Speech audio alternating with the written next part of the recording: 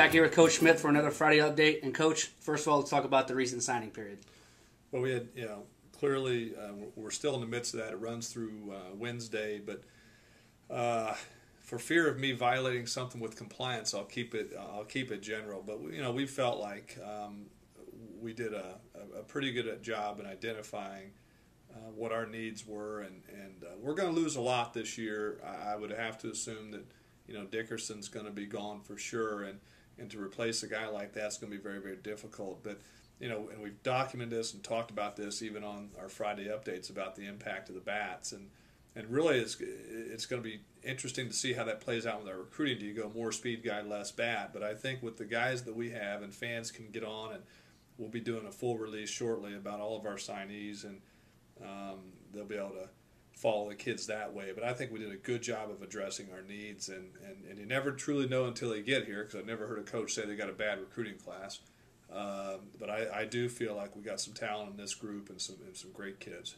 And back to the current Hoosiers, you guys are doing a lot of individual workouts lately. Talk about those for a second. Well, this is that time of year again that I think as coaches and players you really look forward to, because it slows things down. We operated 100 miles an hour during the fall, and the guys are playing a lot, and there's just not that because of your hourly restrictions per the NCAA, you're not allowed to devote that individual time. And this is that time of year when we can really do that. And I know I look forward to it, I know the guys do, and so we're utilizing that time, and we'll do that up until the breaks coming up.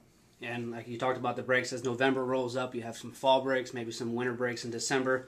Talk about how the student athletes here don't really get the breaks that maybe a normal student gets. Yeah, I'd say it's break only in name.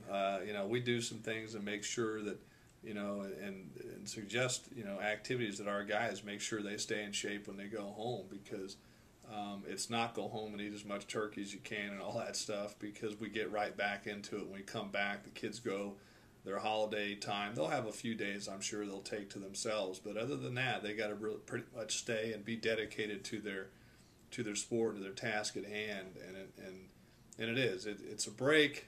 It's probably more of a break from us, not a break from activity. But that's coming up, and but this is, again, it's a great time of year. You learn a lot about yourself. These kids do as athletes. Are you internally motivated? We talk about being intrinsically or extrinsically motivated, and we really want guys to be intrinsically motivated to work out. Not just because we're telling them to or sitting over their shoulder, but because they really value getting better. And after spend a little bit of time with their family during those breaks, they come back to the IU baseball family and a lot of team bonding activities. Some paintball recently. I believe there's a no-shave November. It looks like you're participating a little bit. So talk about those things that the IU baseball team does. So I don't know if the camera can pick up on the beard here. But yeah, that's one of the things the guys talk about, a little no-shave. We have a team rule. We're always clean cut, but they convinced me, I don't know how, with the no-shave November, but that's the facial hair, and you need to see some of these guys, what they come up with. But really they think it's for them, but actually Jamie likes it, so that's why I do it. But you mentioned the team building. We just, last Sunday, was a lot of fun. We went paintballing as a team, and as thinning as my hair is up top, you probably can't see it, but actually Dylan Dooney, we squared off around the corner, and Dylan shot me in the head. But it's a lot of, I felt like I had a target on my back the whole day. I think even guys on my own team shot me. I wonder why. But it was a lot of fun. We like to do things like that just because it gets everybody in a different light. So much time is dedicated to baseball and the activities of baseball. It's fun to get out there and do things as regular people, and we had a blast with that, and a few war wounds to brag about later, but it was a good time.